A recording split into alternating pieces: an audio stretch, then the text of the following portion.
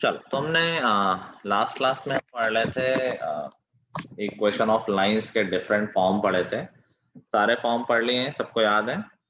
2 Yes, point sir. Form, point slope form, slope intercept form, सिर्फ intercept form, normal form. ठीक है, कुछ questions भी हमने इस पे बेस्ड कर लिए। अभी आगे इसी के कंटिन्यू करते हैं। तो अभी हमें क्या करना होगा, एक दो नई चीजें भी हैं। अच्छा, मैंने तुम लोगों को ये बताया हुआ है ना, अगर लाइंस पैरेलल होती हैं तो स्लोप्स में क्या रिलेशन होता है, और परपेंडिकुलर होती हैं तो क्या रिलेशन होता है, बताया हुआ है? No, अगर sir. लाइन, आई थिंक मैंने शुरुआत में ही बताया था, फिर भी अगर आई डोंट नो, पैरेलल का बताया था लेकिन परपेंडिकुलर का अगर नहीं। मिस कर गया हूं मैं तो लिख लो कि if two lines are parallel then their slopes are equal. तो हम ऐसे लिख देते हैं, for parallel lines m1 is equal to m2। ये दो लाइंस हैं और ये उनके स्लोप्स हैं for parallel lines. If two lines are perpendicular, then also we have a relation between their slopes, that is m1 into m2 is equal to -1. This is the relation between slope of perpendicular lines.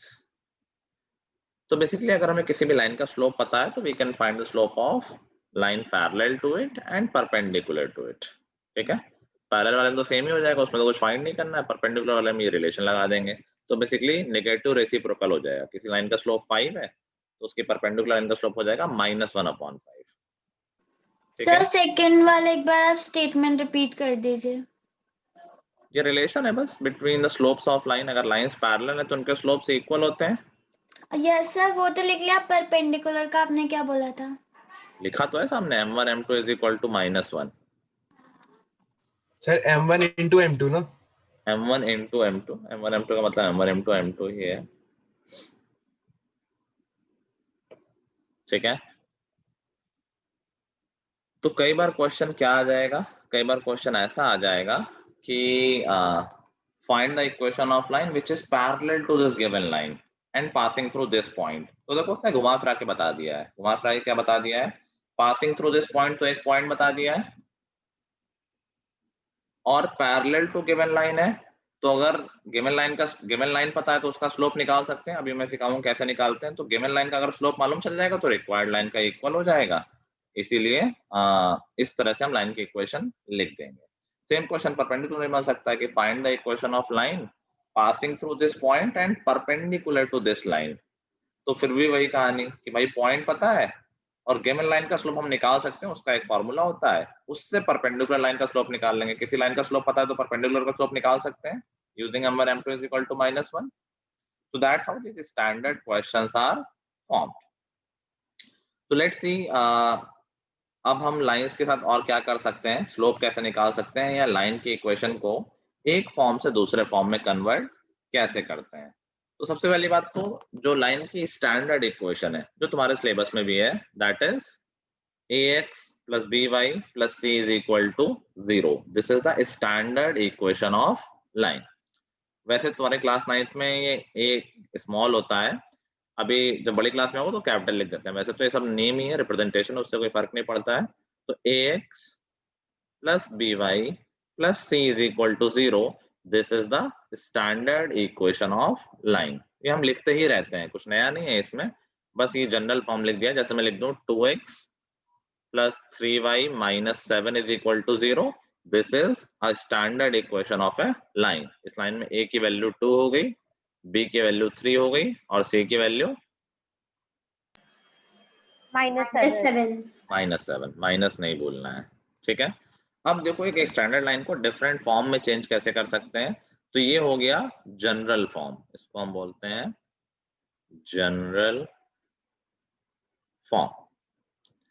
अब ऐसा नहीं कि एक form से हर एक form में convert किया जा सकता है। Now we can convert it into few forms, जिसमें से पहला फॉर्म है जो इंपॉर्टेंट है, स्लोप इंटरसेप्ट फॉर्म। तो स्लोप इंटरसेप्ट फॉर्म क्या होता है, याद है सबको? What is the equation of line in slope intercept form? y is equal to mx plus c and y is equal to x m x in bracket x minus d. जब मैं बोल रहा हूँ कि अगर मैंने सिर्फ इंटरसेप्ट बोला तो कौन सा वाला होता है? y is equal to mx plus c. y is equal to mx plus c। तो हमें इस गिवन लाइन को y is equal to mx plus c के फॉर्म में चेंज करना है। लाइन तो सेम ही है, बस फॉर्म चेंज कर रहे हैं। तो देखो वो फॉर्म कैसा हो गया, वो फॉर्म ऐसा हो गया कि y अकेला एक तरफ है और बाकी सबको दूसरी तरफ है। यही तो है y is equal to mx plus c। so that's what we will do, y को अकेला एक तरफ कर देंगे। तो हम इसको ऐसे लिख सकते हैं, देखो by is equal to minus ax minus c, है ना, और y अकेला होता है तो b से पूरी इक्वेशन को डिवाइड कर देते हैं। तो y is equal to minus a upon bx minus c upon b। तो ये कन्वर्ट हो गया स्लोप इंटरसेप्ट फॉर्म में, है ना। ठीक है, अब इसी को एग्जांपल के उसमें देख लेते हैं कि अगर मैं कह रहा हूं कि मान लो यही क्वेश्चन होता है 2x plus 3y minus 7 is equal to 0। This is the general form, ये standard equation of a line and we need to convert it into slope intercept form. तो क्या करेंगे, y एक तरफ बाकी सब कुछ एक तरफ। तो ये क्या हो गया, 3y is equal to minus 2x plus 7 and y is equal to पूरी इक्वेशन को 3 से डिवाइड कर दो तो minus 2 upon 3x plus 7 upon 3। क्या ये कन्वर्ट हो चुका है y is equal to mx plus c में? Now can we tell from seeing this equation कि what is the value of m here? इस लाइन का स्लोप क्या है? स्टैंडर्ड इक्वेशन है y is equal to mx plus c।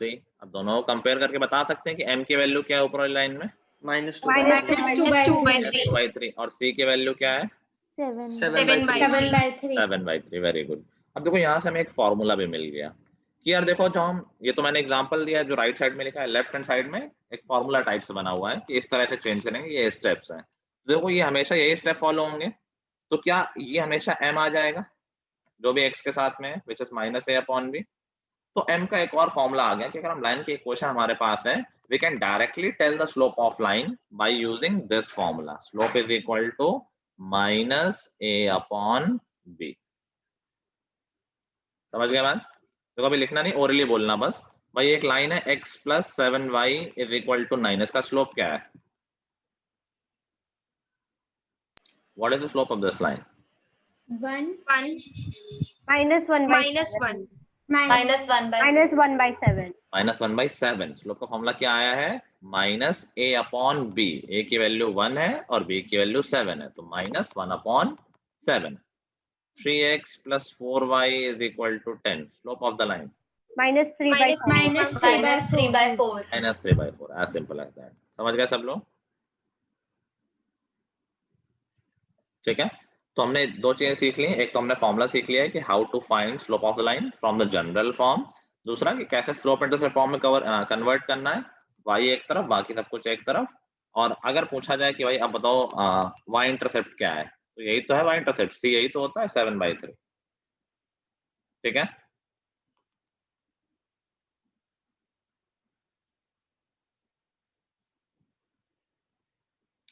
चलो अभी next general form से हम किस किस फॉर्म में, 3 फॉर्म में कन्वर्ट किया जा सकता है। एक स्लोप इंटरसेप्ट फॉर्म, दूसरा होगा इंटरसेप्ट फॉर्म।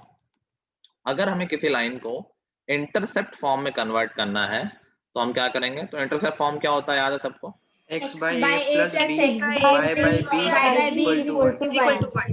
तो इंटरसेप्ट फॉर्म जब होगा उस वक्त राइट हैंड साइड पे वैल्यू क्या होनी चाहिए, 1। तो हम क्या करेंगे कि कांस्टेंट को दूसरे साइड ले जाएंगे और पूरी इक्वेशन को उसी कांस्टेंट से डिवाइड कर देंगे so that right hand side पे 1 बन जाए। तो हम क्या इसको ऐसे लिख लेते हैं, ax plus by is equal to minus c। ठीक है, अब पूरी इक्वेशन को अगर मैं माइनस सी से डिवाइड कर दूं तो बात बन जाएगी, देखो a upon minus C x plus b upon minus C y। देखो एबीसी नंबर है सब, इज इक्वल टू 1। अब ये कुछ कुछ लग रही है। और दूसरी एक थोड़ी और इंपॉर्टेंट बात ये थी कि x अकेला था, x के साथ में कुछ नहीं था। तो हम इसको अगर ऐसे लिख दें, क्या हम इसको ऐसे लिख सकते हैं, a अपॉन सी है तो हम उसको नीचे करके उल्टा लिख दें, c अपॉन a, चलेगा? ये ऊपर आ जाएगा घूम के, बात तो वही है। I am just trying to write it in that standard form. ऐसे ही ऐसे लिख दूं इसको, y upon minus C upon b, चलेगा? ये बात तो एक ही है, b ऊपर चला जाएगा। अब ये बिल्कुल वैसा दिख रहा है इंटरसेप्ट फॉर्म जैसा, x upon a plus y upon b is equal to 1। इसका x इंटरसेप्ट ये हो गया और y इंटरसेप्ट ये हो गया। फॉर्मूला लग रहा है ऐसा, बट मैं फॉर्मूला याद नहीं करना है इसका, इसमें काम करना होता है कन्वर्ट करने में, कोई फॉर्मूले के भरोसे नहीं बैठना है। अब इसी क्वेश्चन को अगर मुझे इंटरसेप्ट फॉर्म में कन्वर्ट करना होता तो मैं क्या करता? तो हमने कहा कि यार पहले 7 को राइट हैंड साइड ले जाते हैं, 2x plus 3y is equal to 7। अब क्या कर दें, लिख लेना बाद में, देखो अब क्या करना चाहिए, डिवाइड बाय डिवाइड करना डिवाइड बाई 7। तो ये हो गया 2x upon 7 plus 3y upon 7 is equal to 1। और अच्छे से कैसे लिख दें इसको, क्या इसको हम लिख दें x अपॉन क्या लिख दें, 7 by 2 7 by 2 7 by 2 plus y upon 7 by 3 7 by 3 7 by 3 is equal to 1। ये कन्वर्ट हो गया। बताओ इस लाइन का x इंटरसेप्ट क्या है? 7 by 2 7 by 2 7 by 2 y intercept क्या है?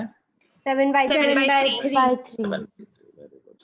अब लिख लो, इसमें फॉर्मूला तुम्हें सिर्फ एक ही याद करना है, स्लोप वाला माइनस a अपॉन b, और कोई फॉर्मूला नहीं याद करना है।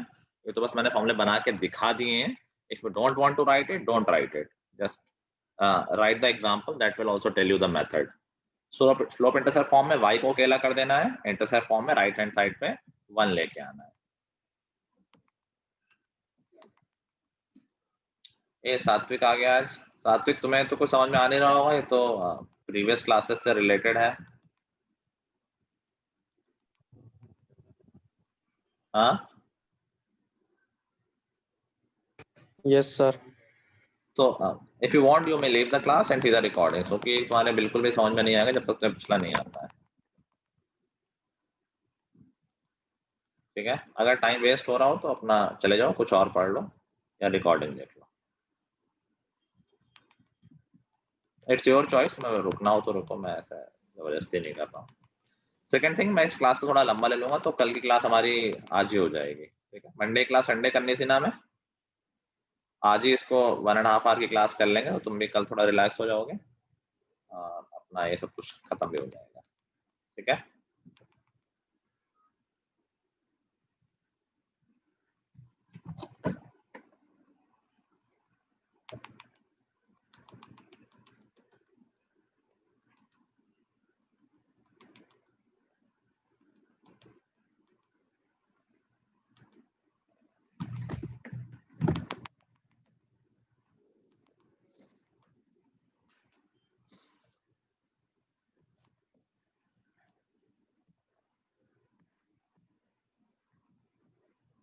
ये चैप्टर हमारा खत्म होगा, फिर हम अपने रेगुलर सीबीएसई सिलेबस पे आ जाएंगे, क्योंकि आई थिंक अगले महीने कई लोगों के एग्जाम भी हैं, रिवीजन भी जरूरी है।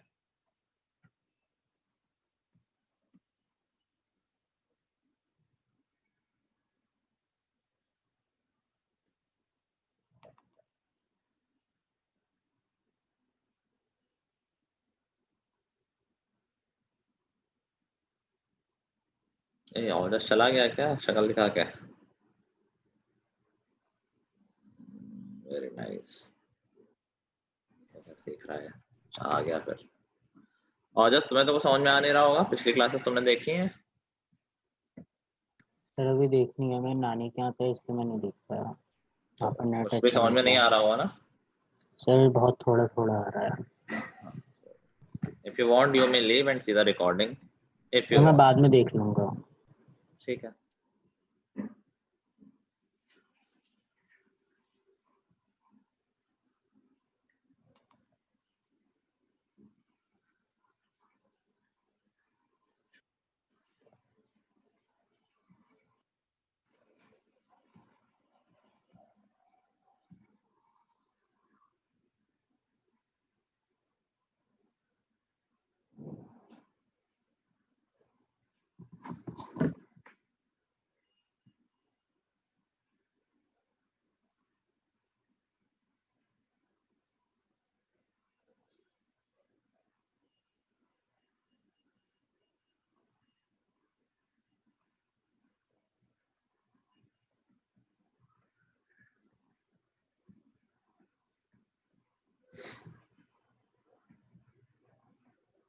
जल्दी करो भाई,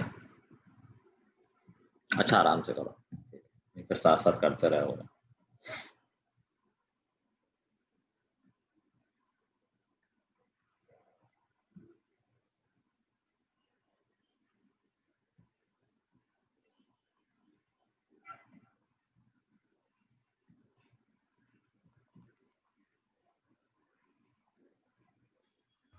सर हो गया। कोई और लिख रहा है? Yes sir. चलो तो आगे बढ़ते हैं। एक फॉर्म और है नॉर्मल फॉर्म, जो मैंने बताया था थोड़ा सा डिफिकल्ट है, तो मैं बहुत सीधी चीज बताऊंगा, उसमें तुम्हें ज्यादा फोकस नहीं करना है। नॉर्मल फॉर्म में जब मैंने पढ़ाया भी है तब भी मैं वैसे तो उतना ही था, तब भी मैंने ज्यादा उस पर नहीं कहा, एकदम सीधा सीधा क्वेश्चन तुम्हें कराए क्योंकि थोड़ा सा वो तुम्हारे लिए नया है। अभी किसी लाइन की इक्वेशन को नॉर्मल फॉर्म में चेंज करना है तो मेथड सीख लो सर, ठीक है? वैसे मेथड ही सीखना होता है सबको। मेथड क्या होगा? जो इक्वेशन गिवन है ax plus by plus c is equal to 0, what we will do, we will take c to the right hand side, ये तो नॉर्मल सी बात है। बस अगला स्टेप इंपॉर्टेंट है। अब हम क्या करेंगे नेक्स्ट स्टेप में, जो a और b हैं उनके स्क्वायर्स के सम का अंडर रूट, मतलब under root a square plus b square से पूरी इक्वेशन को डिवाइड कर देंगे,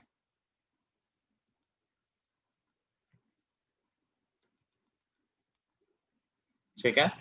एंड विल मेक श्योर कि राइट हैंड साइड पे पॉजिटिव हो। अभी माइनस सी लिखा है, इसका मतलब नेगेटिव नहीं है, हो सकता है सी की वैल्यू नेगेटिव हो तो ओवरऑल ये पॉजिटिव हो। वी विल मेक श्योर कि right hand side becomes positive. अगर ये नेगेटिव है तो पूरे इक्वेशंस को माइनस से मल्टीप्लाई कर देंगे, ठीक है? जब ये हो जाएगा तो x के साथ में जो है नॉर्मल फॉर्म हमारा क्या होता था, याद है? x cos omega plus plus y i sin omega equal to p। ये करते ही तुम्हारी इक्वेशन चेंज हो चुकी है, काम डन है, एक ही स्टेप है।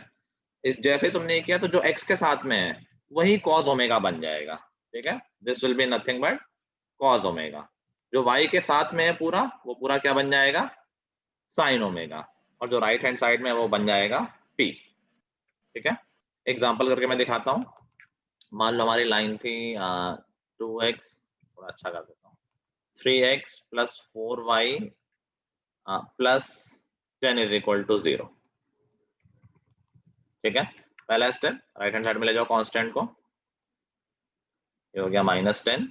Under root a square plus b square करेंगे, a और b 3 और 4 है, इनका अंडर रूट लोगे तो 5 आ जाएगा, 3 स्क्वायर प्लस 4 स्क्वायर 5 स्क्वायर बन जाता है। तो पूरे इक्वेशन को अपॉन 5 और अपॉन 5। अब एक दिक्कत है कि राइट हैंड साइड पे नेगेटिव है, तो पूरी इक्वेशन को माइनस से मल्टीप्लाई, माइनस माइनस ये प्लस बन गया। बस यही है हमारी इक्वेशन नॉर्मल फॉर्म में। इसको हम चाहो तो ऐसे लिख सकते हैं कि x cos omega plus y sin omega is equal to 2, हम क्या बता देंगे कि वेयर cos ओमेगा क्या है हमारा, cos omega is equal to -3/5, sin omega is equal to -4/5, और कोई p की वैल्यू पूछेगा तो वो वैल्यू है 2, ठीक है? अब देखो यहाँ पर 3/5 और 4/5 क्या ये स्टैंडर्ड एंगल की वैल्यूज है? क्या ये स्टैंडर्ड एंगल्स की वैल्यूज हैं कॉस और साइन के? No sir. नहीं, कभी कभी हो सकता है यहाँ पे स्टैंडर्ड एंगल्स की वैल्यू आ जाए, तो उस केस में फिर हम एंगल लिख देंगे एग्जैक्ट, ठीक है? जैसे यहाँ पर स्टैंडर्ड नहीं आया तो हम ऐसे ही छोड़ देंगे कि यहाँ हो गया, काम खत्म है। हो सकता है कि ऐसा जाए कि ओमेगा इज इक्वल टू 60 आ गया, तो हम फिर क्या लिख देंगे equation, x cos 60 plus y sin 60 is equal to 5, जो भी आ रहा होगा, ठीक है? अगर स्टैंडर्ड आ गया तो एंगल लिख देंगे, नहीं आया तो नहीं लिखेंगे। सर एक डाउट है, पूछो। ये ax और by मतलब पूरे इक्वेशन को under root a square plus b square से क्यों डिवाइड किया है? सो दैट देखो, अगर जब हम ऐसा कर देंगे और इसको अगर तुम cos थीटा मान लो तो ये ऑटोमेटिकली sin थीटा बन जाएगा बाय पाइथागोरस थ्योरम। तो याद है ना कि अगर हमें एक रेशियो पता है तो सारे रेशियो पता होते हैं। Yes sir. तो अगर हम पहले देखो, मानने को कुछ भी मान सकते हैं ना कि भाई एक वेरिएबल आया उसको मैंने कुछ भी मान लिया, कोई वैल्यू है सपोज x -5, मैंने कहा मैं इसको y मान लेता हूँ, मान सकते हैं, it is allowed. Yes sir. तो मैंने कहा ये जो वैल्यू है मैं इसको cos थीटा मान लेता हूँ, ऐसा अगर तुम करोगे तो sin थीटा ऑटोमेटिकली ये वाला आ जाएगा जो y के साथ लिखा हुआ है, वो इस तरह से एडजस्ट हो जाता है जो हम a स्क्वायर और b स्क्वायर से डिवाइड करते हैं। तो इसीलिए इस मेथड का यूज किया जाता है। डेरिवेशन तुम्हारे थोड़े समझ से बाहर है, इसलिए मैं पूरा डेराइव नहीं करा रहा हूँ, बट मैंने क्रिस्प बता दिया है कि इसका पर्पस क्या है। पर्पस ये है कि एक अपने आप cos थीटा और एक अपने आप sin थीटा बन जाता है, तो हमारा वो नॉर्मल फॉर्म में कन्वर्ट हो जाता है। Got it sir. ठीक है,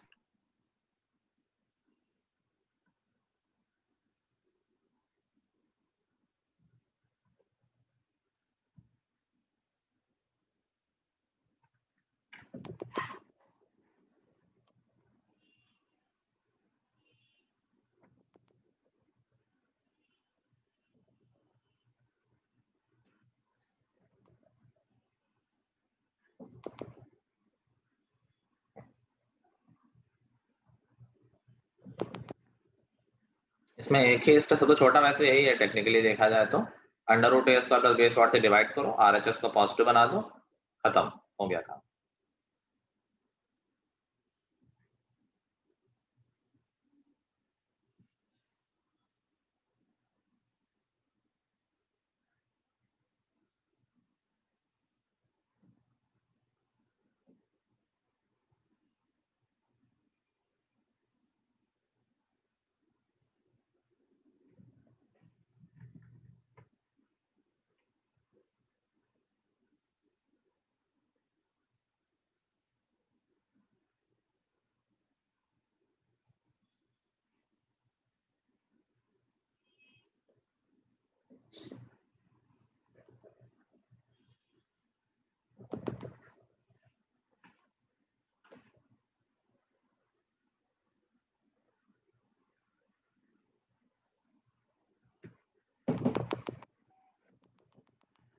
किसी को कोई डाउट तो नहीं आ रहा है? तो हमने वैसे आज कुछ नया नहीं सीखा है, सिर्फ स्टैंडर्ड फॉर्म से डिफरेंट फॉर्म में कन्वर्ट करना सीखा है। ठीक है, क्वेश्चन को हम अलग अलग तरीके से कैसे लिख सकते हैं।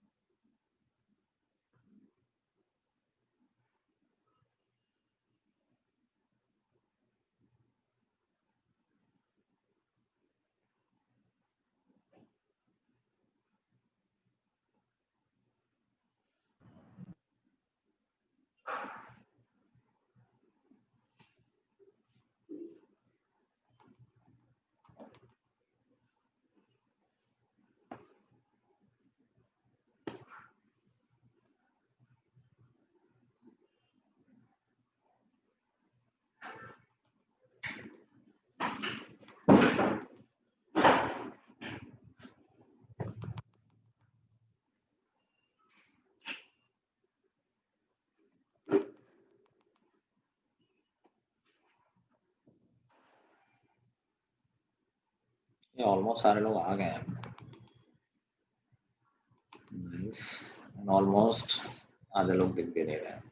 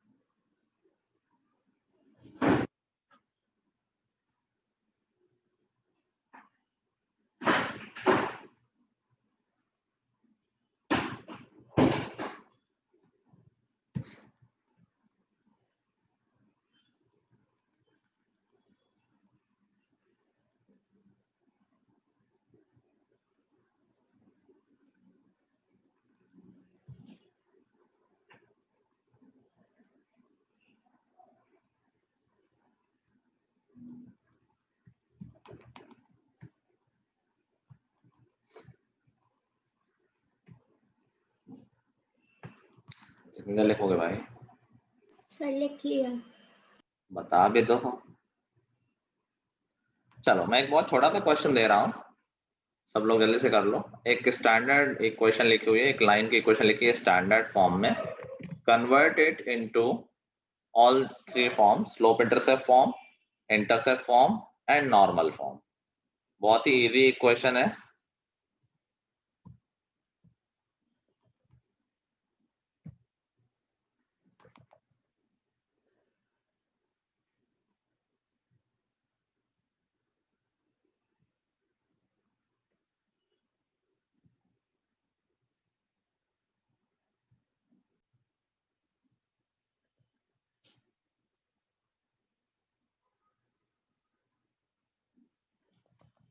चलो सबसे पहले तो स्लोप इंटरसेप्ट फॉर्म, जिसमें हमें y अलग करना होता था।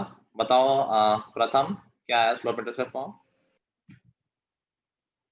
y is equal to minus x plus 1. y is equal to minus x plus 1, that is slope intercept form. कोई पूछे m की वैल्यू क्या है, दैट इज -1. -1 और c की वैल्यू 1 है। m की वैल्यू हम डायरेक्टली बता सकते हैं -a/b से, a और b दोनों ही 1 और 1 है, तो -1/1, तो उसकी वैल्यू -1 ही हो जाएगी। इंटरसेप्ट फॉर्म ऑलरेडी, अच्छा मुझे यार 1 की जगह 2 3 कर देना चाहिए था ना।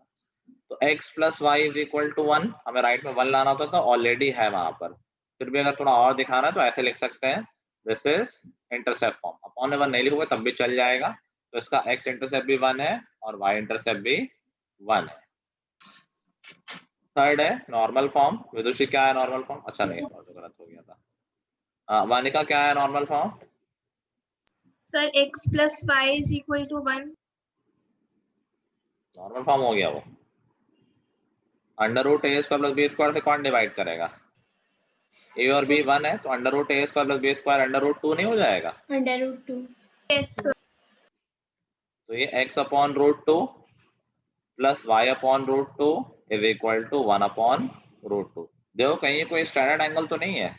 cos ओमेगा की वैल्यू आ गई 1/√2। भाई x cos ओमेगा होता है, x के साथ जो भी है वो cos ओमेगा हो गया, दिस इज cos ओमेगा। और sin ओमेगा की वैल्यू 1/√2 आ गई। क्या कोई ऐसा एंगल है जिसमें पहले तो किस क्वाड्रेंट में एंगल हो? 45 डिग्री। Very nice. 45 डिग्री। ये तो इजी था, लेकिन क्वाड्रेंट का भी ध्यान रखना कि एंगल किस क्वाड्रेंट में। दोनों पॉजिटिव हो तो फर्स्ट क्वाड्रेंट में होगा, दोनों इक्वल है तो एंगल की वैल्यू है 45। दैट मींस इक्वेशन क्या हो जाएगी? x cos 45 + y sin 45 = 1/√2। तो 1/√2 क्या हो गया? अच्छा इस फॉर्म में मालूम क्या चलता है? 45 है क्या एक्चुअली में? कौन सा एंगल है ये? Acute. एक्यूट। अरे टाइप ऑफ एंगल नहीं पूछ रहा हूँ। ये एंगल कहाँ पर बन रहा है? कौन सा एंगल बताया गया है इस फॉर्म में? ये ओमेगा कौन सा एंगल होता है? Angle formed by the normal on positive x-axis. Very good. Angle found by normal with the positive x axis. और ये 1/√2 क्या आया है? perpendicular length कहाँ से कहाँ की भाई? length of normal drawn from origin to the line। देख के क्यों बता रही हो? नहीं सर वो एक length of normal drawn from origin to the line. ठीक है, समझ गए? कन्वर्ट करना। क्वेश्चन मैं वैसे दे दूंगा और प्रैक्टिस के लिए एक साथ, एक तरह क्वेश्चन ज्यादा नहीं करा रहा हूँ राइट नाउ, ताकि सो दैट मैं चैप्टर खत्म कर दूं। आगे एक दो चीजें और हैं वो समझ लेते हैं। Next thing is angle. अच्छा लिख रहे थे, सॉरी लिखो जल्दी।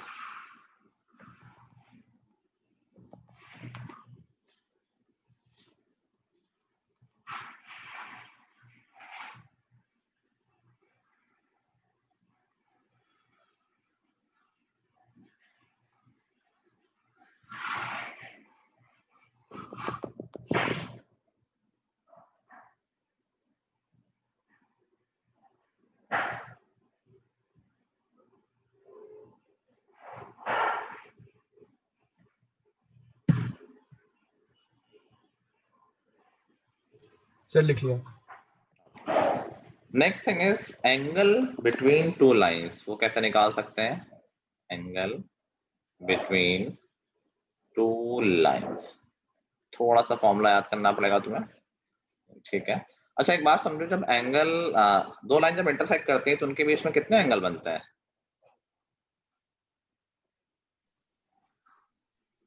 एंगल बिटवीन टू लाइंस की बात क्या की? दो लाइन तो उनके बीच में क्या एंगल है? अब जब दो लाइन जब इंटरसेक्ट करेंगे तो कितने एंगल बनेंगे उनके बीच में? 4। ऐसे तो 4 है, बट दो के पेयर में ही तो हो जाएंगे वर्टिकली अपोजिट। तो एक एंगल ये हो गया और दूसरा एंगल ये हो गया, ठीक है। बेसिकली हमेशा ऐसा होगा क्या कि एक एंगल एक्यूट होगा और एक एंगल ऑब्ट्यूस होगा? नो सर, इन दोनों 90 degree No, sir. Except the 90 case. 90 वाले केस में तो दोनों केस में 90 दोनों तरफ 90 बन गया, वो तो बात बराबर हो गई। बट अगर 90 नहीं है तो व्हाट आर द केसेस? क्या ये हमेशा वैलिड जो मैं बोल रहा हूँ, एक एंगल हमेशा एक्यूट और एक Yes, एंगल sir. हमेशा ऑब्ट्यूस? क्योंकि उन दोनों का सम तो 180 आना है, लीनियर पेयर है वो। तो एक एंगल हमेशा एक्यूट और एक हमेशा ऑब्ट्यूस। तो जब एंगल की बात हो रही है तो किस एंगल की बात हो रही है? जो फॉर्मूला आ रहा है वो किस एंगल के लिए आ रहा है? मैं फॉर्मूले के बाद एक्सप्लेन करता हूँ। तो अगर दो लाइन के बीच का एंगल थीटा है तो we can find it by the formula tan theta is equal to m1 minus m2 upon 1 plus m1 m2. Angle between two lines is found using the slope of those lines in this formula. अब यहाँ पर एक catch है। Catch क्या है कि पता नहीं कौन किस लाइन को m1 मान ले और किसको m2 मान ले। कोई ऑर्डर तो फिक्स नहीं है, किसी ने पहली को m1 मान लिया, किसी ने दूसरी को m1 मान लिया, तो उससे क्या डिफरेंस आ जाएगा? क्या सिर्फ माइनस का डिफरेंस आ गया? मान लो एक का स्लोप 5 था, एक का 2 था, तो किसी ने 5 माइनस 2 लिखा और किसी ने 2 माइनस 5 लिखा, ये तो डिफरेंस है। किसी का आंसर पॉजिटिव, किसी का आंसर नेगेटिव। नाउ बात समझना, tan थीटा आ रहा है। अच्छा, अगर थीटा एक्यूट एंगल होगा तो tan थीटा की वैल्यू हमेशा क्या आनी चाहिए? पॉजिटिव या नेगेटिव? पॉजिटिव। Positive. एक्यूट है तो हमेशा पॉजिटिव, और अगर थीटा ऑब्ट्यूस होगा तो tan थीटा की वैल्यू हमेशा नेगेटिव। Negative. नेगेटिव। तो कोई टेंशन वाली बात नहीं है। अगर आंसर पॉजिटिव आ रहा है दैट मींस वो एक्यूट एंगल बता रहा है, अगर आंसर नेगेटिव आ रहा है दैट मींस वो ऑब्ट्यूस एंगल बता रहा है। इस कंफ्यूजन को हटाने के लिए हमने फॉर्मूले में मॉड लगा दिया। मॉड मतलब क्या होता है पता है ना? No sir. अच्छा, मॉड का मतलब होता है कि जो भी वैल्यू मॉड के अंदर है वो हमेशा पॉजिटिव निकल के बाहर आएगी। Mod of -5 is equal to 5, ठीक है। पॉजिटिव जाओगे तो उसमें कोई फर्क नहीं पड़ेगा। Mod of 7 is equal to 7, negative जाएगी तो पॉजिटिव बाहर आएगी। Mod of -3 is equal to 3। तो मॉड लगाने से क्या होगा, तुम कोई भी ऑर्डर लिखो फाइनली आंसर पॉजिटिव आएगा। तो ये फॉर्मूला किसका बन गया? कि फॉर्मूला बन गया acute angle between to line का। हमने कहा हमेशा हम पॉजिटिव आंसर ले लेते हैं और बोल देते हैं कि एंगल कौन सा लिया गया है, एक्यूट वाला। बात समझ गए सब लोग? मॉड नहीं लगाओगे कोई दिक्कत वाली बात नहीं है। पॉजिटिव आया तो एक्यूट वाला आ रहा है एंगल, नेगेटिव आया तो ऑब्ट्यूस वाला आ रहा है। हमेशा हमेशा फिक्स कर देना है तो मॉड लगा दो, बात खत्म। मॉड लगाते ही क्या फिक्स हो गया कि एक्यूट एंगल ही बताएगा, क्योंकि हमेशा आंसर पॉजिटिव आएगा इसका। समझ गए? Yes sir. ठीक है, मैं एक क्वेश्चन पहले लिख लो, फिर मैं एक क्वेश्चन करके दिखाता हूँ।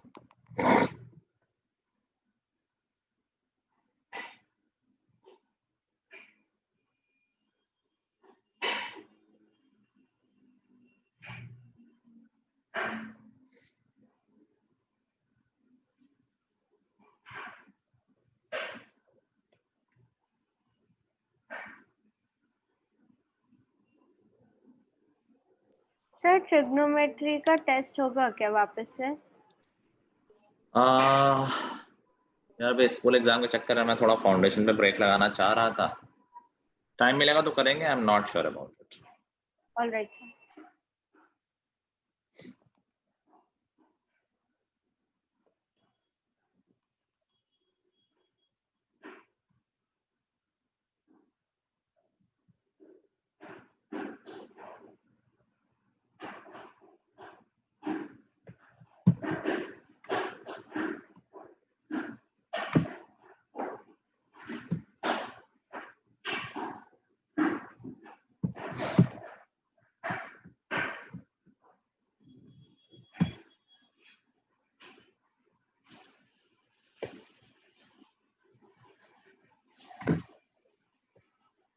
लिख लिया? Yes sir. Now let's see, suppose we need to find the angle between these two lines. दो लाइन में लिख लेता हूँ। suppose 2x plus y minus 3 is equal to 0, and एक लाइन ले ली मैंने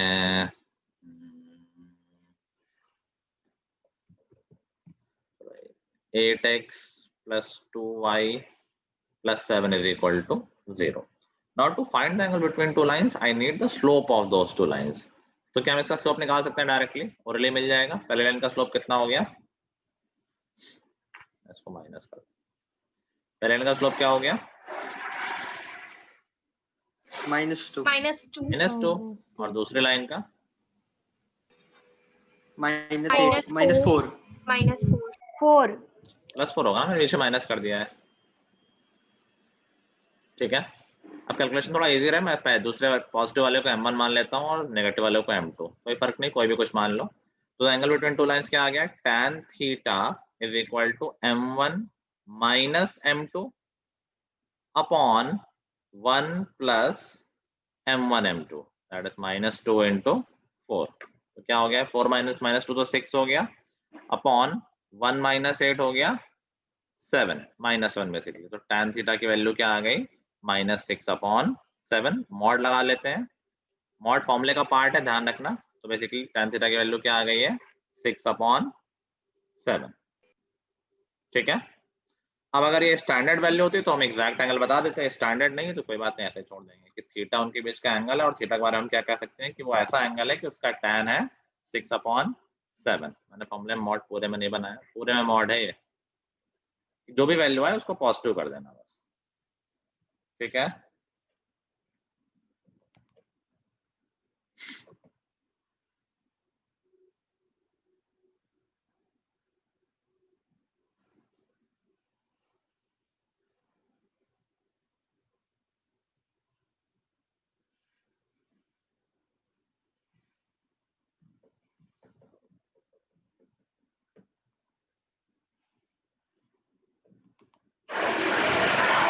डन. हाँ सर लिख रही हूँ. करो आराम से. ऐसा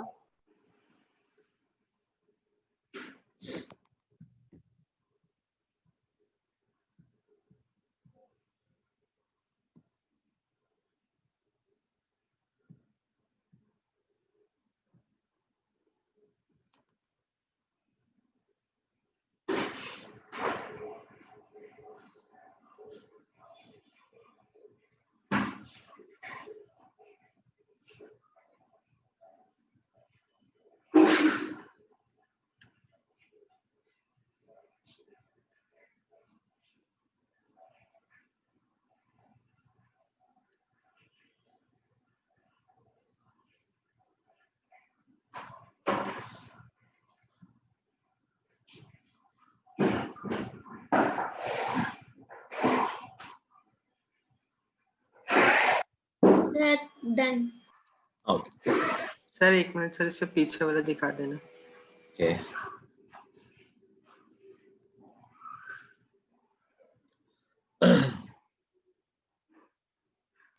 सर ओके. चलो नेक्स्ट थिंग, ये लास्ट कॉन्सेप्ट में सिखा रहा हूं. Distance of a point from a line. Distance of a point from a line. तुम्हें वैसे भी डिस्टेंस बिटवीन टू लाइंस नहीं पता, टू पॉइंट्स का फॉर्मूला नहीं पता है ना? पता है कि नहीं पता है? 2 पॉइंट्स उनके बीच का डिस्टेंस निकाल लेते हो क्या तुम लोग? नहीं पता है ना? ठीक है, कोई बात. अगर किसी पॉइंट, कोई पॉइंट दे रखा है और कोई लाइन की इक्वेशन दे रखी है and we need to find the distance of the point from the line. Distance मतलब समझते हो, परपेंडिकुलर डिस्टेंस हो रही है भाई. कोई लाइन है मान लो और कोई पॉइंट है, तो इनके बीच की डिस्टेंस क्या हो जाएगी? जो इनके बीच का परपेंडिकुलर डिस्टेंस है. ये है फॉर्मूला, बहुत सिंपल सा है. सपोज कोई लाइन है ax plus by plus c is equal to 0 और कोई पॉइंट है x1, y1. ठीक है. So distance can be found using the formula ax1 plus by1 plus c upon under root a square plus b square. देखो इसमें कुछ खास नहीं करना पड़ा है. ax1 लिख दिया मैंने, मतलब जो लाइन की इक्वेशन थी x की जगह पर x1 पुट कर देना है, x की जगह वैल्यू पुट कर देनी है, y की जगह y1 पुट कर देना है, c रहेगा और नीचे under root a square plus b square. अब देखो ये डिस्टेंस है, कभी कभी ये नेगेटिव पे आ जाती है, तो हमें ओवरऑल आंसर पॉजिटिव चाहिए होता है, तो मॉड लगा देते हैं कि अगर नेगेटिव आए तो पॉजिटिव ले लेना आंसर। समझ गए बात? मैं एग्जांपल करता हूँ, उसके बाद लिख लेना। मान लो कहते हैं कि find the distance of 2,3 from the line, कोई लाइन है 3x - 7y + 5 = 0। सबसे सिंपल चीज, सबसे सिंपल काम है ये x में डाल दो 2 और y में डाल दो 3, तो ax1 3 × 2, by1 7 × 3 + 5 upon √a² + b², तो 3² + 7², ठीक है, जो कि हो जाएगा मॉड है 6 + 5 11 -10 आ रहा था, मॉड है तो +10 आ जाएगा, तो 10 अपॉन √58। ये क्या है? Distance of 2,3 from that given line. समझ गए? प्रोसेस इजी, x में वैल्यू डालो पॉइंट की, y में वैल्यू डालो पॉइंट की, और बस।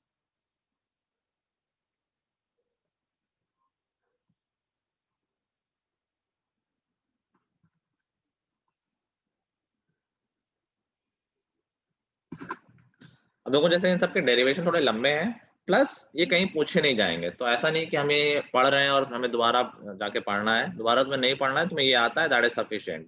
ये फॉर्मूला कैसे आया? नॉर्मल ज्योमेट्रिकल प्रोसेस से आया, बट इसका कोई यूज नहीं है, so if you don't know it that's fine. ठीक है, ऐसे जो पिछला वाला डेरिवेशन मैंने नहीं कराया, अगेन उसका भी कहीं भी यूज नहीं, ना बोर्ड में ना कॉम्पिटिटिव एग्जाम में, तो just grab the knowledge there, and ये काफी आगे तक तुम्हारे काम आएंगे, ये सारी चीजें जो हमने अभी करी है। ट्रिग्नोमेट्री है, कोऑर्डिनेट ज्योमेट्री है, this is huge and you are doing good. ये ना हो 11 12 तक आते सब भूल जाओ कि हाँ पढ़ा तो था, लेकिन पूरा फिर से पढ़ना पड़ेगा।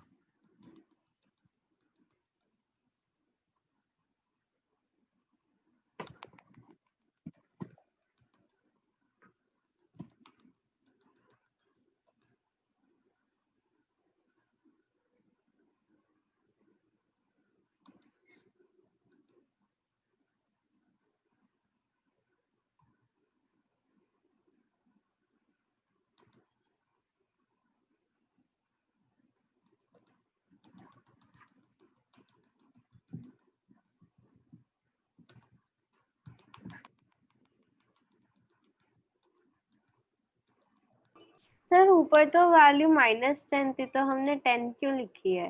डिस्टेंस पॉजिटिव हो ना, डिस्टेंस नेगेटिव नहीं लेते हैं, ऑलराइट सर। इसीलिए फॉर्मूले में मॉड लगा दिया गया ना, बताया था मैंने। फॉर्मूले में मॉड भी लगा लेना कि हम ओवरऑल, जैसे कभी कभी एरिया का फॉर्मूला हो उसमें हमेशा मॉड लगा हुआ हो, कि एरिया को नेगेटिव नहीं लेते ना, एरिया नेगेटिव थोड़ी ना होता है। ठीक है, यस सर। लिख लिया सबने? Yes, sir. ओके, अब देखो इसी कॉन्सेप्ट का यूज करके we can find distance between two lines. अब बात की जाएगा डिस्टेंस बिटवीन टू लाइंस की, तो दो लाइन के बीच के डिस्टेंस का सिग्निफिकेंस कब बन रहा है? क्या हमेशा दो लाइन के बीच के डिस्टेंस कुछ होगी? दो लाइन के डिस्टेंस से क्या मतलब क्या है? कोई भी दो लाइन है उनके बीच के डिस्टेंस,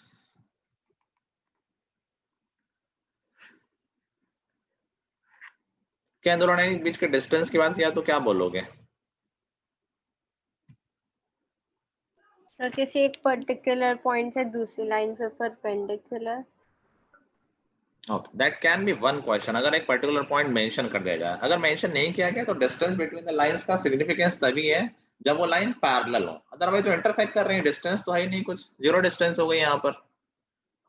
ठीक है, अगर लाइंस पैरेलल है तब फिर सेंस बन रहा है, फिर तो उनके बीच की डिस्टेंस हमेशा फिक्स रहेगी। तो we will talk about distance between two lines only in the case when those two lines are parallel. ठीक है, तो मान लो एक लाइन है, अच्छा इससे पहले एक चीज और कर लेते हैं। हमने किसी पॉइंट से एक लाइन की डिस्टेंस निकाली, दैट जो हमने फॉर्मूला सीख लिया। अच्छा, ओरिजिन से किसी पॉइंट की डिस्टेंस निकालनी हो तो क्या हो जाएगी वो? क्या कोई फॉर्मूला बता सकते हो उसके लिए? ये पॉइंट कुछ ना हो कि अगर ओरिजिन ही हो जाए, किसी भी लाइन की ओरिजिन से डिस्टेंस क्या होगी? तो मतलब x1 और y1 0 0 हो गए, है ना? x1 और y1 दोनों 0 ही तो हो गए। ओरिजिन का मतलब क्या होता है? 0,0। तो इन दैट केस फॉर्मूला क्या बन, किसी भी लाइन की ओरिजिन से डिस्टेंस का फॉर्मूला क्या बन गया भाई? x1 y1 दोनों 0 डालोगे तो ये 0, सिर्फ c बचेगा ऊपर। तो फॉर्मूला क्या बन गया? c upon under root a square plus b square. This is the formula for distance of a line from the origin.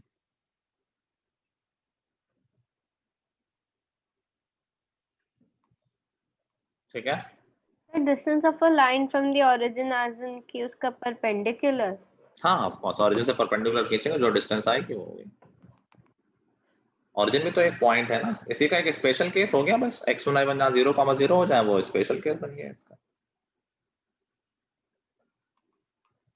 ठीक है? Okay, now I was talking about distance between two lines. तो इन दोनों lines के distance निकालने का कोई process बता सकता है? फॉर्मूला नहीं पूछ रहा हूं ऑफ कोर्स तुमसे मैं। What can be done? सिर्फ बता दो कि ऐसा कर लेते हैं, ऐसा कर लेते हैं, ऐसा कर लेते हैं। मैथमेटिकली नहीं, जनरली बस सॉल्यूशन ऑफ द प्रॉब्लम के टर्म में कि क्या कर सकते हैं हम दोनों लाइन के बीच के डिस्टेंस निकालने के लिए। तो दोनों लाइन के बीच में एक लाइन ड्रॉ कर दे और उस लाइन की लेंथ या मेजरमेंट पता चले। उसने एक मेथड बताया जो कि यहाँ नहीं चलेगा, कि हम पे लेंथ कैसे निकालेंगे, लेकिन हाँ I am for something like that. हाँ सर, अगर हम एक लाइन की एक पॉइंट निकाल ले और उससे परपेंडिकुलर निकाल ले, ये सब में कहाँ आता है कि लाइन में एक पॉइंट निकालना चलो हमें आता है, बट परपेंडिकुलर निकालना थोड़ी आता है।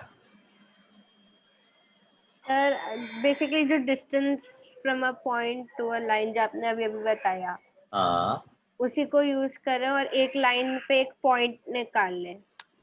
लाइन पे पॉइंट का तो बहुत सेंस नहीं बन रहा है, बट मैंने जो भी बताया उसी वही यूज होगा। सोचो थोड़ा सा।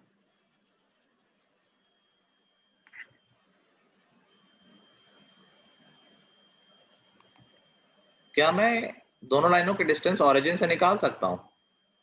Yes sir. Yes, sir. Yes, sir. फिर उन्हीं को सब्ट्रैक्ट कर दूंगा तो दोनों के बीच की डिस्टेंस आ जाएगी क्या? Yes, sir. तो क्यों नहीं सोच रहे हो भाई? अगर दूर वाली लाइन मान लो ओरिजिन से 15 यूनिट पे है, पास वाली ओरिजिन से 13 यूनिट पे है, तो उनकी बीच की डिस्टेंस क्या हो गई? 2 यूनिट। 2 2 units. unit. तो दिस कैन बी डन। तो क्या हमें लाइन की इक्वेशन सिर्फ पता हो तो हम उसके ओरिजिन से डिस्टेंस बता सकते हैं? c upon under root a square plus b square. ठीक है? अच्छा, इसमें एक कैच आ जाता है, एक प्रॉब्लम आ सकती है। प्रॉब्लम क्या आ सकती है? मॉड वाली प्रॉब्लम।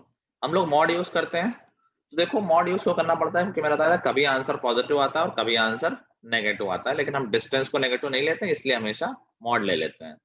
यहाँ पर वो चीज फंस सकती है। कैसे फंस सकती है? अच्छा, कब ये पॉजिटिव आता है, कब ये नेगेटिव आता है? तो अगर लाइन हमारी ओरिजिन से ऊपर होती है तो हमारा आंसर पॉजिटिव आता है, अगर हमारी लाइन ओरिजिन से नीचे होती है तो हमारा आंसर नेगेटिव आता है। अल्टीमेटली हम उसको सबको पॉजिटिव ले लेते हैं, लेकिन जो कैलकुलेशन आएगी वो इस तरीके से आएगी। Let me explain. मान लो कोई लाइन यहाँ है, दिस इज द लाइन। मान लो कोई लाइन यहाँ है, कोई लाइन यहाँ है। चलो ये 3 लाइनें ले लेते हैं। तो अब तुम ब्लैक वाले के डिस्टेंस निकालोगे ना यूजिंग द फॉर्मूला मॉड, तुम लास्ट में लगा लेते हैं। मॉड मान लो नहीं होता तो ये डिस्टेंस कुछ ऐसी आएगी, मे बी आ गई 4, वैल्यू डालोगे जब। ठीक है? इस वाले के डिस्टेंस निकालोगे तो हो सकता है वैल्यू आ जाए 5, और जब इस वाले के डिस्टेंस निकालोगे तो ये आएगी -3। ठीक है? बाद में मॉड लेके इसको आंसर में 3 लिख देंगे, लेकिन पहले आएगी -3। ठीक है? तो ये बात समझ गए कि लाइन अगर ऊपर है ओरिजिन से तो वो आंसर प्लस में आता है, और अगर नीचे है तो आंसर माइनस में आता है। अब देखो ये बताओ, ब्लैक और ग्रीन लाइन के बीच की डिस्टेंस कितनी है? ब्लैक और ग्रीन लाइन के बीच की डिस्टेंस कितनी है? 7 यूनिट। 4 और 3 7। लेकिन अगर हमने मॉड का यूज कर लिया तो प्रॉब्लम हो जाएगी। क्यों? क्योंकि ओरिजिन से ब्लैक लाइन की डिस्टेंस है 4, ओरिजिन से ग्रीन लाइन की डिस्टेंस है 3 मॉड यूज करने के बाद। और हम क्या करेंगे, डिफरेंस ले लेते हैं। डिफरेंस ले लेंगे तो आंसर 1 आ जाएगा। यहाँ गलती हो सकती है। अगर दोनों लाइनें ओरिजिन के सेम साइड में हो तो गलती नहीं होगी। मान लो ये ग्रीन लाइन ओरिजिन के इस साइड ही होती तो प्रॉब्लम नहीं आती, फिर तो आंसर 1 आना ही चाहिए था। एक 4 पे है, एक 3 पे है, दोनों के बीच का डिफरेंस तो 1 ही आएगा। ठीक है, या दोनों लाइनें अगर नीचे होती तो एक -4 पे है, एक -3 पे है, डिफरेंस तो 1 ही आएगा। समझ गए? लेकिन अगर लाइनें अलग अलग साइड में है तो यहाँ प्रॉब्लम हो सकती है। तो इस डिस्टेंस बिटवीन लाइन में हमें क्या ध्यान रखना है, जब हम डिस्टेंस बिटवीन लाइन निकालेंगे तो जो पहले लाइन की डिस्टेंस है, मान लो एक लाइन है, उसकी डिस्टेंस आई c/√a² प्लस b²। हम शुरुआत में मॉड नहीं लगाएंगे, उससे देखो कैसे फायदा हो जाएगा। पहले लाइन का c1 कर दिया, c1/√a1 प्लस b1²। दूसरी लाइन का, अगर लाइन पैरेलल है तो a और b एक्चुअली सेम ही होते हैं, c डिफरेंट होता है, c2/√a² प्लस b²। और हम पहले ही उनका डिफरेंस ले लेंगे। पहले लेने से क्या फायदा हुआ, एक का आंसर 4 आया होगा ऊपर वाले का, और नीचे वाले का -3 आया होगा। इन दोनों का डिफरेंस कितना आ जाएगा, -7 आ जाएगा। 4 माइनस -3 तो 7 आ जाएगा। तो जो हम डिफरेंस लेंगे वो मॉड के पहले ले लेंगे, लास्ट में मॉड लगा देंगे अगर आंसर नेगेटिव आ रहा होगा। बात समझ गए?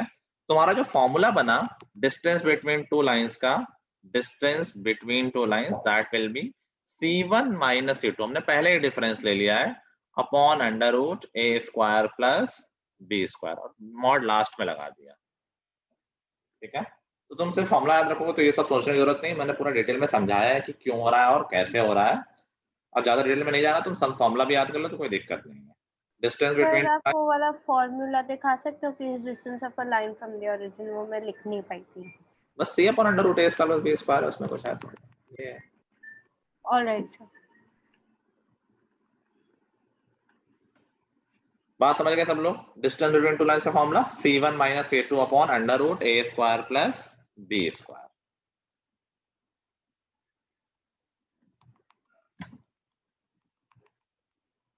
अभी इसमें एक और कैच है, लिख लिया फॉर्मूला है।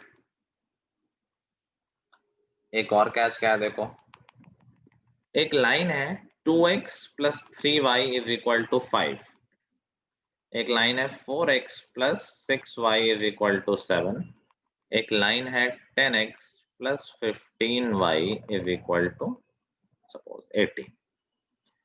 अब देखो पहले लाइन का स्लोप क्या है,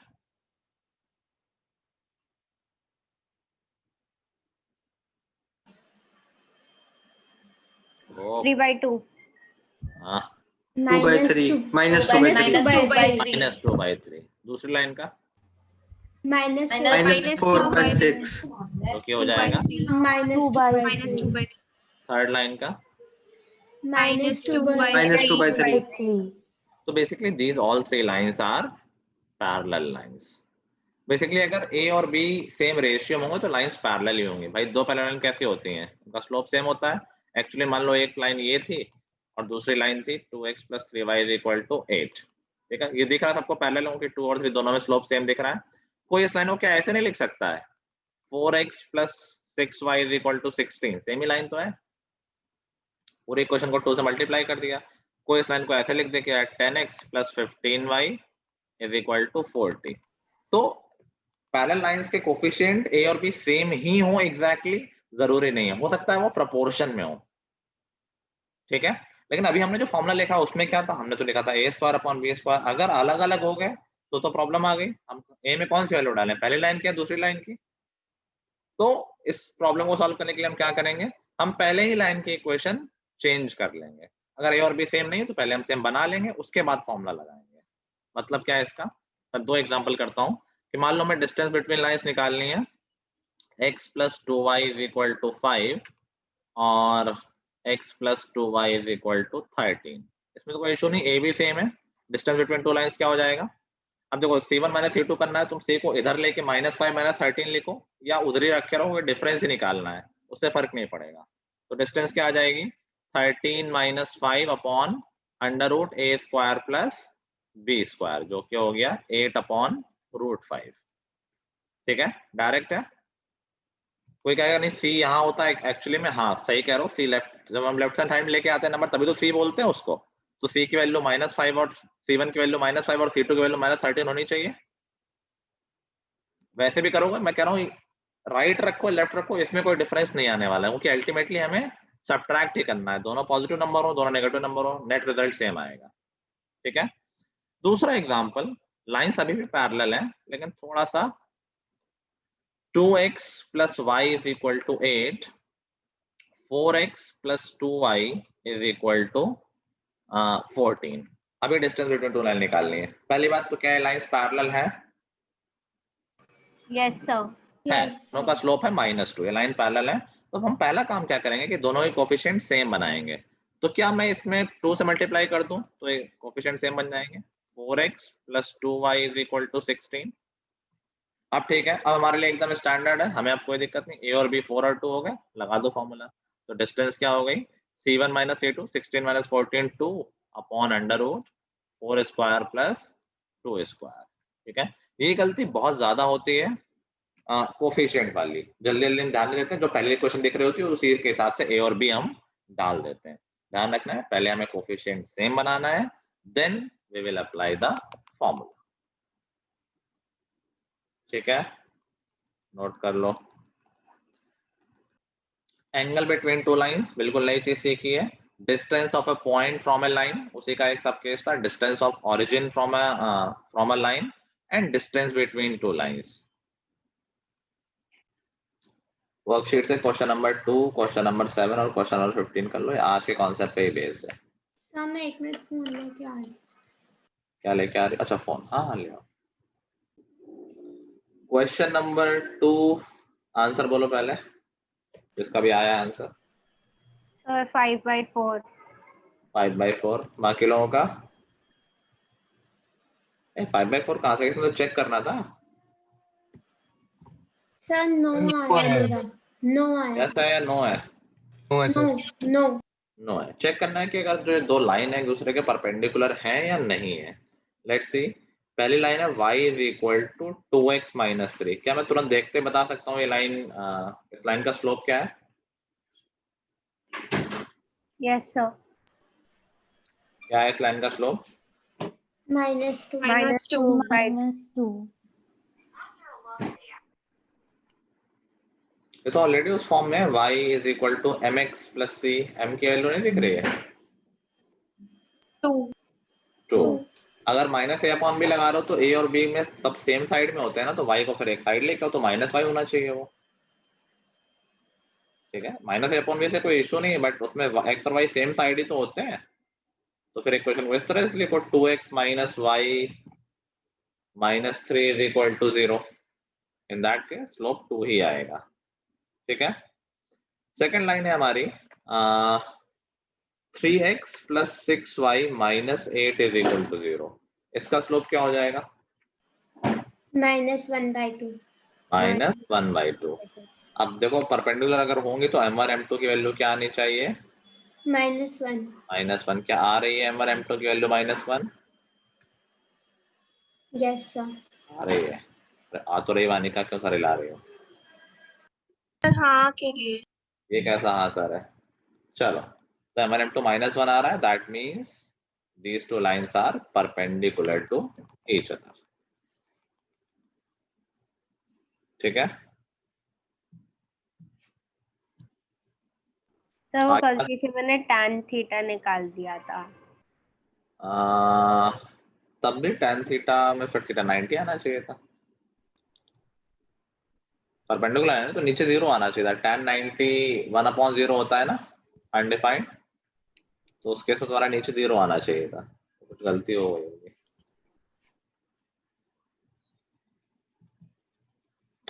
ठीक है, सबको समझ में आ गया? Yes sir. चलो, नेक्स्ट इज क्वेश्चन नंबर 7। 7 का आंसर। सर मेरा -9/8 मेरा 1 आया है। अगर स्टैंडर्ड एंगल, अगर 1 आया तो स्टैंडर्ड एंगल का नहीं है क्या आंसर? अगर स्टैंडर्ड वैल्यू आ जाती है तो एंगल बताया करो, स्टैंडर्ड वैल्यू नहीं आई तो फिर पूरा बोला करो। जैसे सिमरन 9/8 बोले, tan थीटा बोलोगे, tan थीटा 9/8 आए, क्योंकि हमसे थीटा पूछा गया एक्चुअली में। अगर बता सकते हैं डायरेक्ट तो बहुत अच्छी बात है, नहीं बता सकते तो एटलीस्ट रेशियो के साथ बताएंगे। तो tan थीटा 9/8 एक आंसर है। और क्या आंसर बताया? मान्य ने बताया tan थीटा 1 आ रहा है शायद ना। Yes sir. मेरा 17/23। 17/23। और किसी का? सर मेरा 276/17। लेट्स सी, कह रहा find the angle between the lines x minus 4y plus 5 is equal to 0 और 3x plus 5y minus 8 is equal to 0। Angle between lines के लिए हमें दोनों के स्लोप चाहिए। तो पहली लाइन का स्लोप क्या आ रहा है? m1 is equal to 1/4 m2 is equal to 5 minus 5 by minus 3 5 by 3 क्या बोल रहे हो? Minus minus 3 by minus 5 3 by 5 5 minus 3 by दोनों 5 स्लोप मिल गए, अब फॉर्मूला लगा देते हैं। tan theta is equal to m1 minus m2, minus minus plus हो जाएगा, प्लस 3/5 हो जाएगा ये, अपॉन 1 प्लस m1 m2, तो 1/4 और माइनस 3/5। गड़बड़ तो नहीं किया मैंने? ठीक है, और इसका मॉड ऑफ कोर्स तो हो जाएगा 5 प्लस 12 17/20 हो गया ऊपर। नीचे देखो आएगा ये आ गया 1 माइनस 3/20 आ गया, यहाँ एलसीएम लेंगे तो ये आ जाएगा 17/20। 17/20 तो पूरा कैंसिल हो जाएगा। क्या tan थीटा की वैल्यू 1 आ गई? yes sir अगर tan थीटा 1 है तो इसका मतलब theta is equal to 45। That means इन दोनों लाइन के बीच का एंगल है 45 डिग्री या फिर π/4।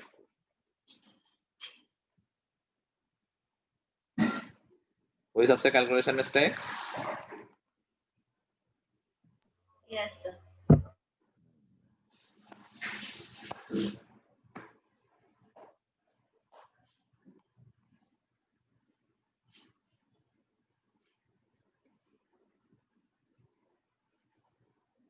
सर लिख लिया लिख लिया?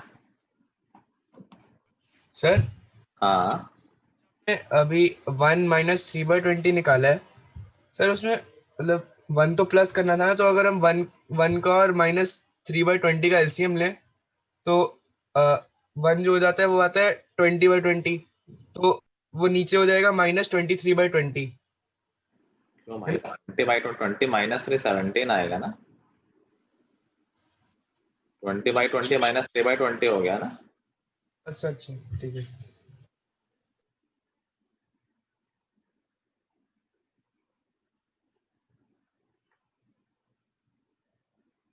हो गया?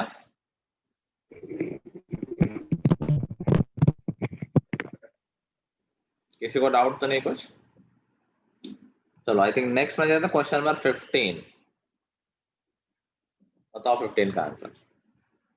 सर मेरा बहुत अजीब सा आंसर आया है। बताओ। -6 √13 + 6 और हो सकता है भाई सही हो। और विदेशी तुम्हारा क्या है? 2√11 - 12। सच में ऐसा आंसर आ रहा है क्या? और किसी का आंसर आया क्या जो थोड़ा अच्छा हो शायद? Okay, distance between two lines की बात हो रही है, तो एक लाइन है 2x + 3y = 6 और दूसरी लाइन है 6x + 9y = c। पहला स्टेप क्या करना चाहिए हमें? फर्स्ट लाइन को सेकंड लाइन के कोएफिशिएंट से मैच ए और बी करा। सेम नहीं है, पैरेलल है लेकिन कोएफिशिएंट अलग अलग है। एक में 2 3, एक में 6 9। तो पहले तो सेम बना लेते हैं, तो इसको हम ऐसे लिख सकते हैं 6x + 9y = 18। ठीक है, now we will use the formula. किसी को भी C1 ले लो, किसी को भी C2, कोई दिक्कत नहीं है। तो डिस्टेंस बिटवीन टू लाइंस क्या हो जाएगा? C - 18 अपॉन √a² + b², 6² + 9² करेंगे तो वो हो जाएगा 117 3√13 3√13 हो रहा है। ठीक है, एंड ये डिस्टेंस कितनी दे रखी है? 2 सॉल्व कर लेंगे तो C - 18 = 6√13 और यहाँ से C की वैल्यू आ जाएगी 6√13 + 18। ठीक है, अब देखो यहाँ पर एक और आंसर पॉसिबल है, मैंने अभी तक तुम लोगों को बताया नहीं है क्योंकि थोड़ा एडिशनल चीजें हैं। यहाँ पर मॉड होता है, याद है तुम लोगों को? C1 - C2 में मॉड होता है ना। Yes sir. तो देखो जब मॉड के अंदर जो चीज होती है ना, उसके ऑर्डर से कोई फर्क नहीं पड़ता सब्ट्रैक्शन में। मतलब C - 18 लिखा हो या 18 - C लिखा हो, क्या आंसर सेम आएगा? सोचो। Yes, 10 sir. माइनस 5 Yes, लिखा है sir. मॉड के अंदर, या 5 माइनस 10 लिखा है? मॉड के अंदर लिखा है, दोनों का आंसर सेम 5 ही आएगा। Yes, sir. तो जब मॉड Yes, लगाओ sir. तो हमेशा दो आंसर आते हैं, क्योंकि अंदर दोनों चीजें अलाउड है, c माइनस 18 भी अलाउड है और 18 माइनस c भी अलाउड है। ठीक है, तो चलो अभी के लिए तुम एक ही आंसर लिख लो। इसका बेसिकली ये मतलब कि अगर mod x is equal to 3 लिखा हुआ है, दैट मीन्स x की वैल्यू क्या होगी? -3 और 3। 3 और -3, वेरी गुड। दोनों चीजें हो सकती है ना, हो सकता है x की वैल्यू 3 हो तो 3 का मॉड 3 आ गया हो सकता है x की वैल्यू -3 हो तब भी उसका मॉड 3 आ गया हो। ऐसे ही जब डिस्टेंस 2 दी है तो मॉड के अंदर की वैल्यू हो सकता है 2 आ रही हो, या मॉड के अंदर हो सकता है -2 हो। दूसरा आंसर कैसे आता कि यही c माइनस 18 की वैल्यू -6√13 लिख सकते हैं हम, क्योंकि यहाँ से जो मॉड c माइनस 18 आया 6√13, ये तो करेंगे जब क्रॉस मल्टीप्लाई कर देंगे। जब मॉड हटाते हैं तो दो चीजें कर सकते हैं कि मॉड के अंदर की वैल्यू हो सकता है ये प्लस वाली हो सकता है माइनस वाली हो, और इस तरह से दो आंसर बन जाते हैं। बट ठीक है, अभी के लिए इतना डिटेल में नहीं भी जाओगे तो चलेगा, आगे बात कर लेंगे। बस ऊपर ऊपर याद रखो कि दो मॉड के साथ हमेशा दो आंसर आता है। जब मॉड में अननोन हो, मॉड में नोन हो तब दो आंसर मत समझना, डिस्टेंस दो नहीं आएंगे। उल्टा जब करना हो, मॉड के अंदर की वैल्यू अननोन हो तब दो आंसर आएंगे।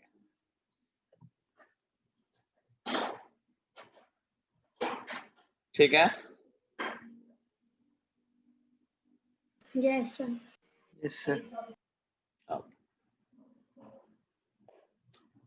चलो ठीक है, फिर हम आज इतना ही करेंगे। Tomorrow you don't have class. इस वर्कशीट को कंप्लीट कर लेंगे, इसमें कुछ खास डिफिकल्ट क्वेश्चन नहीं है। जो नया आज पढ़ा था उसके हमने क्वेश्चन कर ही लिए हैं, थोड़ी प्रैक्टिस हो जाएगी मिक्स क्वेश्चन की तो तुम्हारा कॉन्सेप्ट पूरा क्लियर हो जाएगा।